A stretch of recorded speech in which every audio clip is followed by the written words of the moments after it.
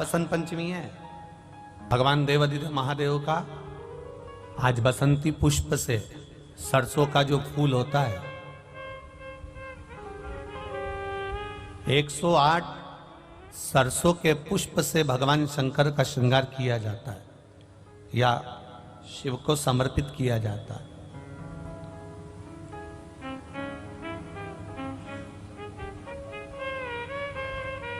अगर डॉक्टर बोल भी देता है कि ऐसा लग रहा है कि कोई बड़ी बीमारी आने वाली है, शरीर में कोई ऐसा रोग आने वाला है कि ये बहुत बड़ा रहेगा, हम उनको हमेशा कहते आए हैं कि प्रयास करना कि बसंत पंचमी के दिन सरसों के फूल 108 शंकर भगवान को चढ़ जाएं, उसके बाद जांच करवाना प्रारंभ करो, बड़ी बीमारी नहीं आएगी, बाबा उसको टाल ही देगा। उसका नाम महामृत्युंजय है,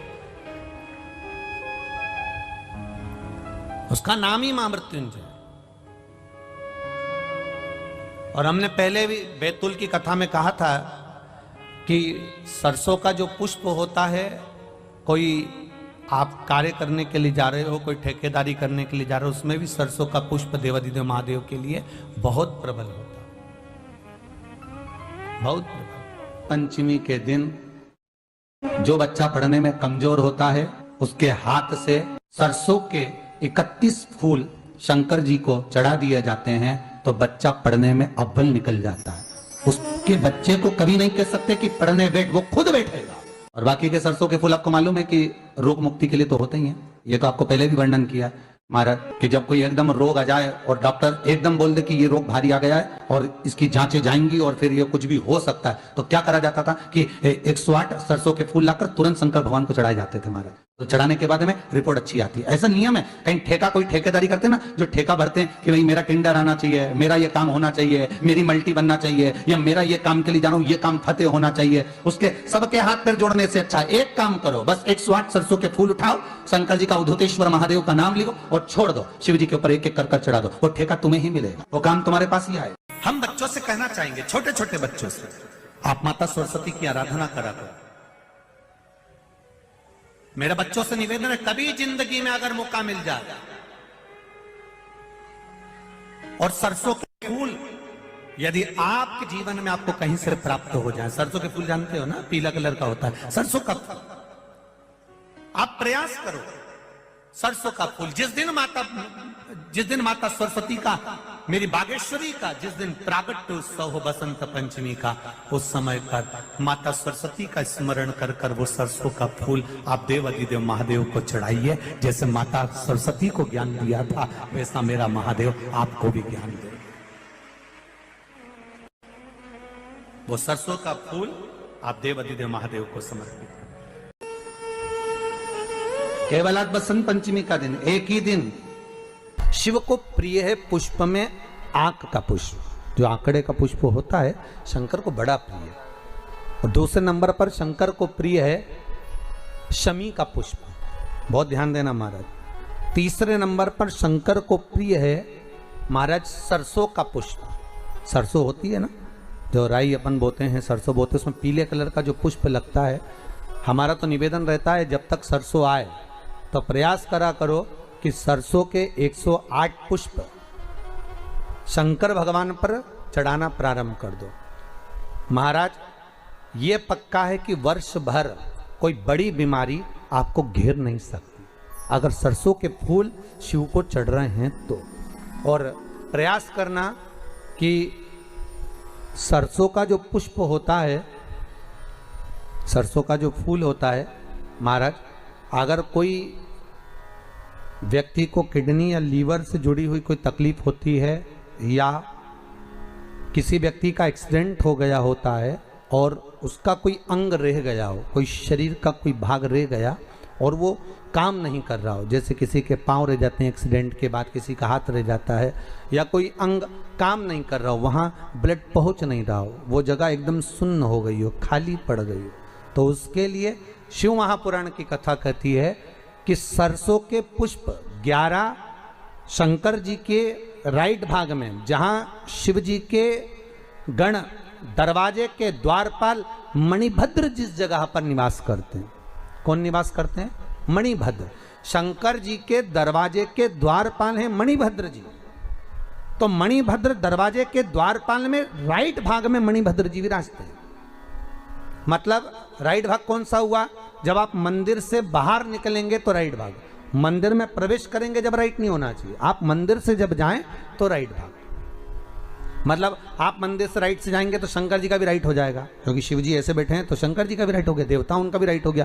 तो राइट भाग सीधा हाथ मणिभद्र जी का स्थान। 11 सरसों के पुष्प मणिभद्र के उस द्वार पर आप रख दीजिए, और मणिभद्र के द्वार पर रखकर अंदर जाकर 108 वापिस जब आप बाहर निकल रहे हैं, ये पुष्प आप रखने के बाद एक बार बाहर जाएंगे, फिर वापिस आएंगे मणिभद्र के रखने के बाद, और अंदर जाकर 108 सरसों के पुष्प शंकर को समर्पित करेंगे महाराज। उस सरसों के पुष्प जो शिव जी को आप समर्पित कर रहे हैं उसको वापिस लेकर आएंगे, श्री शिवाय नमस्तुभ्यम बोलकर उस सरसों के पुष्प को महाराज सरसों के तेल की बोतल में उसको डाल लीजिए। शंकर भगवान को किसी भी प्रदोष में शाम के समय प्रदोष काल में उस तेल को वापस ले जाकर चढ़ा दीजिए शिव जी को, उसको वापस लेकर आ जाइए। उस तेल का प्रयोग आप नाभि में डालिए, और जो शरीर काम नहीं कर रहा उस स्थान पर कम से कम 15 दिन 20 दिन तक उसकी मालिश करना प्रारंभ करिए।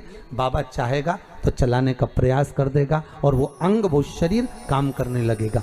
मणिभद्र का स्मरण, श्री शिवाय नमस्तुभ्यम, सब बोलिए एक बार जमकर, श्री,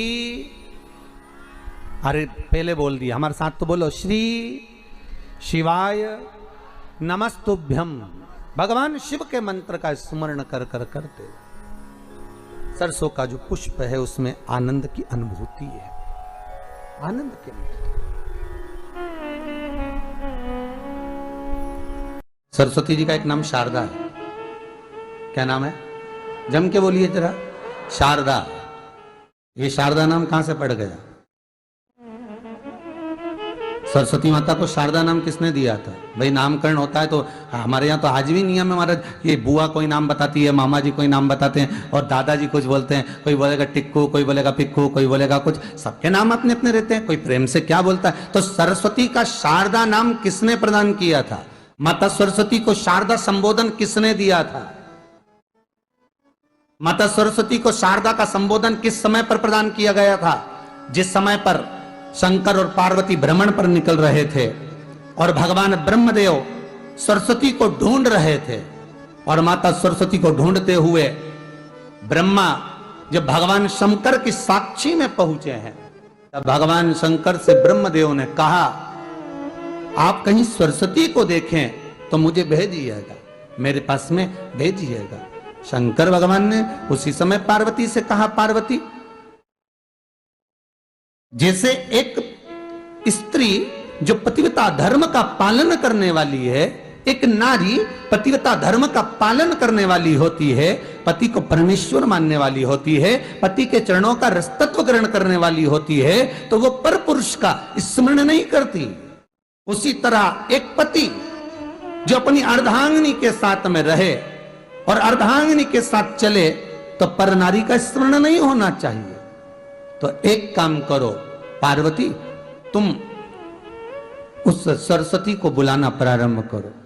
अब पार्वती जी ने कहा, सरस्वती तो मेरी बहन जैसी है, सरस्वती तो मेरी सखी जैसी है, अब मैं उसको अगर बुलाऊं, आवाज दूं, अच्छा नहीं लगेगा। तो माता पार्वती जब ढूंढते ढूंढते ढूंढते ढूंढते शंकर भगवान के साथ में भ्रमण करती करती पहुंची, तो क्या देखती है माता पार्वती कि एक सरोवर के पास में माता सरस्वती बैठकर सरोवर में अपना मुखाग्रविंद देख रही थी। श्वेत वस्त्र था मेरा माँ का, और बड़ी सुंदर गले में माला पहन रखी थी माता सरस्वती ने, और एक सरोवर में माता सरस्वती अपने मुख को जब निहार रही हैं, उस दर्पण के भाव में अपने प्रतिबिंब को देख रही हैं, तब उस समय पर माता पार्वती ने कहा, शारदा, सरस्वती को लगा कि मेरा संबोधन ये किसने कहा, पलट कर देखा, सरस्वती ने कहा, पार्वती तुम? हाँ, मैंने तेरा जो दर्पण में प्रतिबिंब देखा है, तेरा स्वरूप देखा, पर तू इतनी सुंदर है, इतनी सुंदर है, पर तेरा जल में जो स्वरूप देखा ना, वो नीला दिखाई दिया, थोड़ा सा श्याम दिखाई दिया, इसलिए मैंने तुझे शारदा कह दिया। आज भी हमारे मध्य प्रदेश के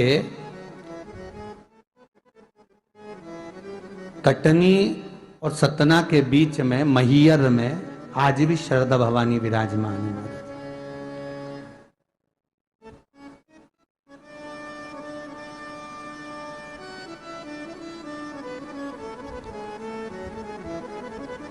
धार जिले में जाएंगे तो बाग क्षेत्र में मां बागेश्वरी, मां शारदा आज भी विराजमान। कहा सरस्वती जी पूछी, पार्वती तुमने मेरे को शारदा क्यों कहा? क्योंकि तेरा जो प्रतिबिंब था वो श्याम नजर आ रहा था मुझे।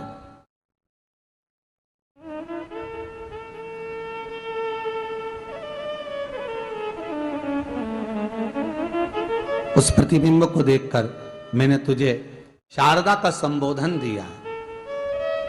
तुम्हें ब्रह्मा जी बुला रहे हैं। सरस्वती ने कहा,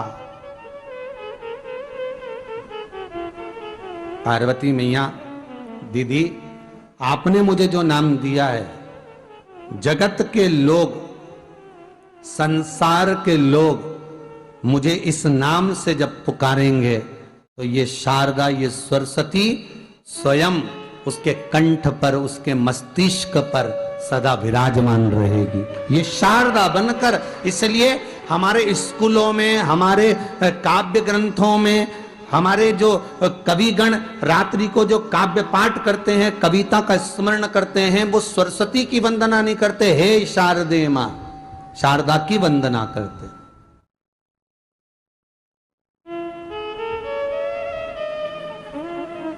कभी आपसे कोई पूछ ले कि शारदा नाम पार्वती सरस्वती का कब पड़ा, तो आप बता सकते हैं कि ये माता शारदा नाम कोई सहज नहीं है। मां ढूंढने के लिए जब निकली, ब्रह्मदेव के कहने पर भगवान शिव के साथ भ्रमण करती। नाम का उच्चारण कोई सहज नहीं होता। कोई देखता होगा, दादाजी ने अगर किसी का नाम कुछ रखा है तो कुछ सोच के रखा होगा, पिताजी ने अगर कुछ रखा है तो उसके मन में कुछ आया होगा तो रखा होगा, मम्मी ने अगर कोई नाम रखा है तो उसने कोई विचार कर कर रखा होगा। कोई नाम अगर किसी का रखा जाता है तो उसके अनुकूल रखा जाता है कि हो सकता है कि वो नाम की क्या उसके मन में चल रहा होगा। तो शारदा का संबोधन कोई सहज नहीं है। माता सरस्वती का एक नाम शारदा हुआ, इसलिए संबोधन में सरस्वती कम शारदे मां ज्यादा बोला जाता है। आप काव्य पाठ कर लो, नाम जाप कर लो, स्मरण कर लो। विश्वनाथ को कुछ नहीं चाहिए, मेरे शंकर को चाहिए क्या?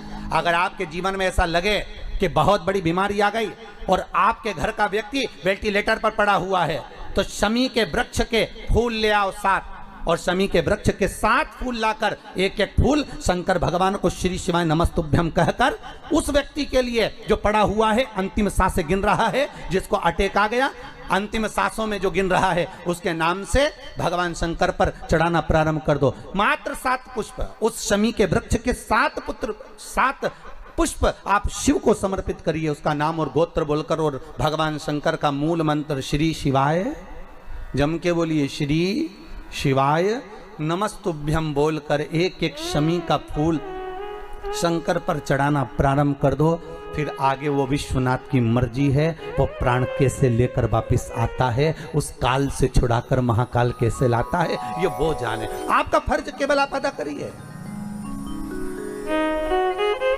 जब अंत में डॉक्टर भी हार जाते हैं, जब अंत में डॉक्टर भी कह देते हैं कि अब हमारे बस का नहीं है, अब तो उस परमात्मा के हाथ में, मतलब डॉक्टर को भी मालूम है कि एक और डॉक्टर बैठा हुआ, एक डॉक्टर और है, वो बस वो थोड़ा सा दूर तो रहता है पर करीब भी बहुत है। कई लोग कहते हैं गुरुजी वो कैलाश पर रहता है बहुत, तो उनको बुलाएंगे तो आएंगे। हमने कहा कैलाश पर तो रहता ही नहीं है, जहाँ भक्त है वहाँ भगवान, वो दूर तो रहता ही नहीं। आप तो बस केवल उसको बुलाने का प्रयास करिए, आप दिल से बस उसको हाजिर, वो दिल से बुलाओ तो उसको।